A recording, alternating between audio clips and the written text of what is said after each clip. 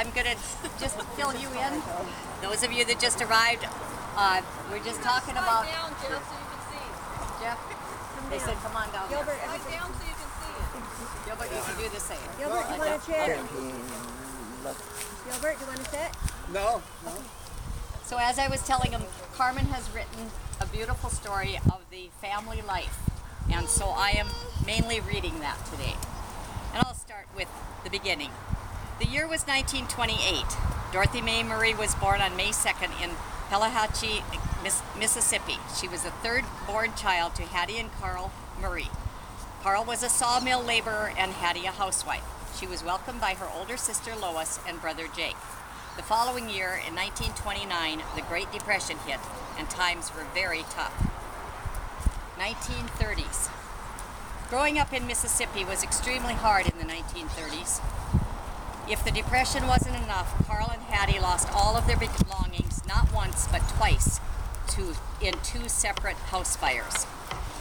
4 more siblings came along during the 30s: Billy, Francis, Gilbert, and Walter. To all of them, she was May, and she would be May for the rest of her life. She completed primary school, and being an excellent student, she helped her siblings every day with their homework. Uncle Jake once said, "I would never have passed school if it wasn't for her." The Depression lasted until 1939. Nothing was ever thrown away. Everything was reused or repurposed. One quickly learned that you went without that which you could not afford. This became a trend that continued all through May's life. And Shelley's. And Carmen's and Diana's. Gilbert, do you have anything about those childhood years that you'd like to share with us? No, not this time. Okay. Well, this afternoon we're going to have you're all going to have an opportunity to do that at Shelley's house when you have food. And there's something about food that makes us all talk. So you tell your stories there, okay? 1940s. At age 15, May graduated secondary school and went on to complete several trade schools learning upholstery and accounting. In 1942, at the start of World War II, she takes a job as a waitress, where she meets U.S. Army Air Corps Sergeant Clarence Brumwell, who swept her off her feet. Just after 2 meetings, she agreed to go on a date with him. September 12th, 1945. World War II is over. September 18th, 1945, May and Claire were married in Colorado Springs, Colorado. They returned to Eugene to make their home as husband and wife. Claire's parents, whom he had left behind at the start of World War II, were both shocked to learn that Claire had returned with a bride. In 1946, Claire and his brother Earl opened Bromwell's Friendly Service with May as the bookkeeper. By the end of the 1940s, they became the proud parents of Jack and Suzanne. Life as newlyweds came to an end, and the parenting began. They both wanted at least a dozen kids. May grew up in a family of 7 siblings, and Claire with 5. May, from now on, is known only as Mom. 1950s. During the 1950s, 7 more children were born: Wes, Charlotte, Edie, Gilbert, Alan, Glenn, and Jerry. With 9 children to care for, things began to get a little chaotic. Going anywhere was difficult, and older kids had to hold the younger ones on laps, and potty accidents often happened. The older kids were not very happy with these travel arrangements. Any mother's worst nightmare is when their child is hurt. A story that stands out from this era is when Charlotte fell off a slide at the playground and Mom drove her to the hospital. Once she was all patched up, they left the hospital. As Mom turned to leave the parking lot, Charlotte fell out of the moving car when the door fell open. Back to the hospital they went to treat her again. Another incident with Charlotte, the panicked mom, was when Uncle Earl thought he had run over her. She was lying on the ground when he pulled in, pinning her by her hair. He carried her body into the house, crying and yelling that he had run over her and killed her. Well, thank goodness this was not true. She was not injured. Certainly, this was the point that Mom started dyeing her hair. When Mom was expecting Jerry, she fell and broke her leg below her knee. She delivered Jerry with a full cast on her leg, and the injury never healed correctly, leading to a failed bone graft and osteomyelitis, which she treated herself her entire life. Most of the children have witnessed her taking a butcher knife, heating it on the burner to sterilize it, and slice open the swollen wound so it would drain. The more she was on her feet, the more this injury gave her problems.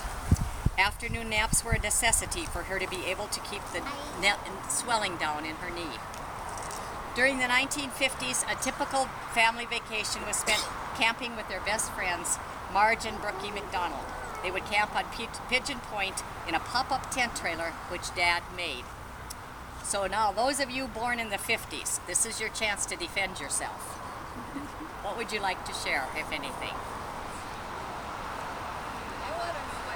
We were angels. No need of defense. Okay, Wes says we were angels. There's no need to confess anything.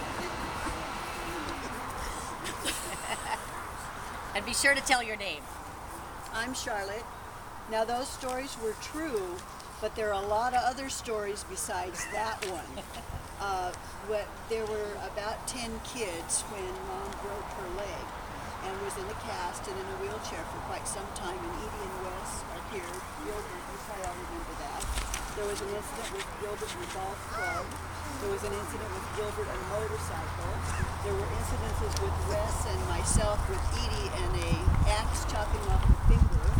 There were lots and lots of incidences in those days. It was a hard life. I mean, we had a lot of bad things happen, I guess, but when you remember all the good things, and most of us are still here, it's amazing that someone wasn't killed in those early days because we were at each other's throats an awful lot. So, but all the stories are true, and I was named the person every time we got in that car with all those kids, I would get sick. I got car sick. I still get car sick at times. And I can remember choking on carrots and racing to the hospital. I can remember cutting my leg and racing to the hospital. I remember a birthday party, I think it was my 5th grade, and we stuffed all the stuff in the Washington Street fireplace. You guys remember that? And basically had a flu fire, and it turned out to be the worst birthday of my life over the flu fire and the negative stuff that happened. But it was a good life. We had a lot of things going for us because we had each other. And I think that's what made it special.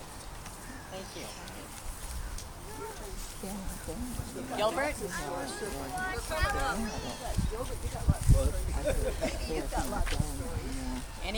Any other of you? Gilbert, I think, has a whole lot of stories back there with that grin he's got on his face. You'll be able to hear those after a while, I think. The 1960s brought Greg, Jeff, Diana, Nancy, Carmen, Keith, and Rita. It also brought more tragedies. Greg, the 10th child, was born and was a premature baby that was gravely ill. He had to have blood transfusions shortly after delivery. Sacred Heart Hospital gave Mom and Dad the 10th baby on the house and didn't charge him for the delivery. The Register Guard did a news story about it. However, I was told that since Greg needed a bit of medical attention that wasn't free, he cost more than the other 9 altogether. In total, 15 of Claire and May's 17 children were birthed at Sacred Heart Hospital. Now that's truly supporting your local medical center. Carmen continues. Mom later moved to 10 Mile for several years, then back to Eugene. Moving seemed to happen often as Mom was trying to find a bigger house. It was in 10 Mile that Nancy was run over by Dad's Army Jeep. Luckily, only her foot was injured. Nancy was also the casualty of an outdoor potato fight between the older boys.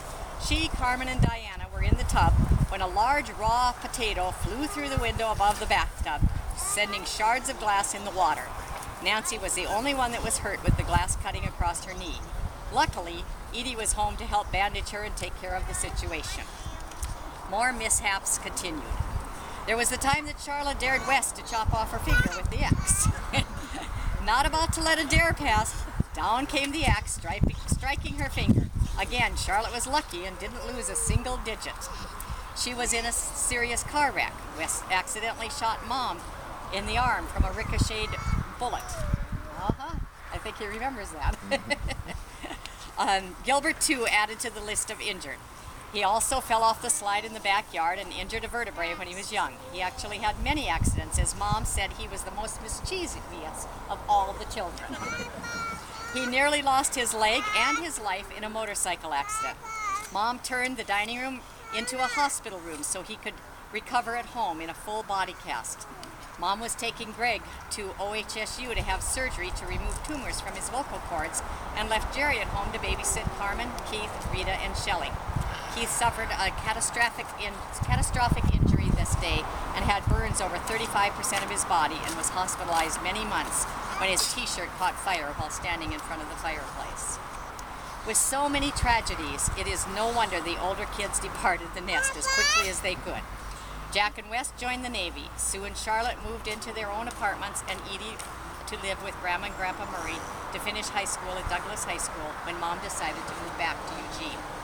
The Bailey Hill house was purchased in 1961 and was large enough to accommodate the family. Days were busy with chores, and her only downtime was after school, when she would put the youngest kids down for naps, and she would lie down and read romance novels like she needed to be inspired. Those are Carmen's words, not mine. Perhaps this is why Mom and Dad got carried away and had more than the 12 originally planned children. By the mid-60s, the brothers separated the business. Dad and Mom moved Brumwell's friendly service to Monroe Street. This was something that took both time and money, no vacations, but she dreamed of going to Australia someday. May never knew who would be at the evening table or even who would be in the basement of her house. I was told that in the morning she would look down the stairs and count the sleeping bags so that she'd know how much hot chocolate to make. Claire and May took people under their wings, teens, young adults, and even those that we would call today the homeless. Claire and May worked as a team with May at the books many hours at the shop. Carmen continues. Mom would script and save for anything new or nice, including furniture. A favorite story she used to tell us was about the older kids when they were younger, and the family had a round cherry wood dining table on a single pedestal base. Leaving several kids at home alone, somehow someone sat on the table and broke it off the pedestal. They were able to put it back together, and they tried gluing it with Elmer's glue. When Mom came home, she sat her purse on the table, and the entire thing toppled to the floor. No one is sure or admitting who the actual child is that sat on the table. Are we going to find that out today? Oh boy, nobody's gonna say it was Charlotte, it was West, it was Gilbert, it was over there. You did the flyable. Who found the Elmer's glue? Somebody was creative. So Diana, Nancy, Carmen, Rita, do you have anything to add? That was pre-us, so as far as we can remember, it was a story that Mom told us, so we never knew who did it. You should blame it on Sue, she's not here.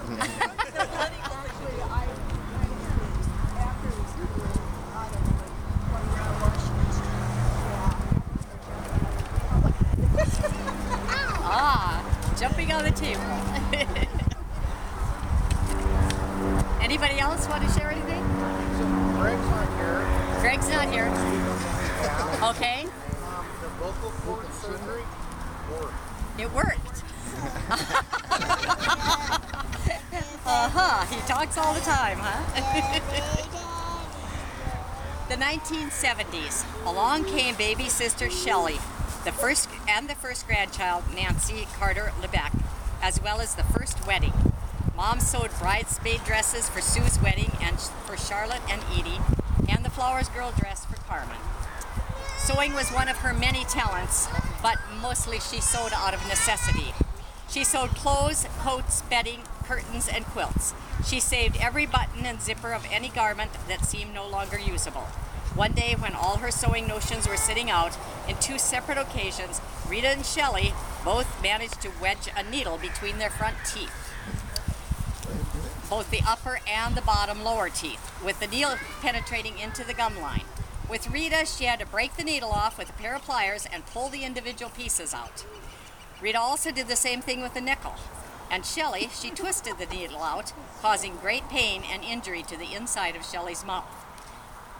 You know, when you have 17 children, you learn how to be nurse, doctor, and everything else. You're lucky any of you were taken to the hospital for anything. Even more mishaps as Rita learned quickly not to put a bobby pin in an electrical outlet. Diana remembers doing the Heimlich on Rita when she choked on a hard-boiled egg. And then there was the time that Rita used an entire jar of Vaseline on her hair as she thought it was zippity-doo hair gel. It must have taken a gallon of shampoo or Baroxo with a million cuss words to get all of that out. Notice that this was all younger ones? Oh, Wes pointed out that this is all the younger ones. Now, obviously, he and Gilbert and the older ones are totally innocent of everything. By this time, Alan too had enlisted in the Navy and Glenn in the Army. This left Jerry and the younger ones living at home. By the end of the 70s, Wes, Charlotte, Gilbert, Edie, Glenn, and Jerry had all married. The mishaps continued as Diana stepped on a garden rake with 3 or 4 of the tines punctured.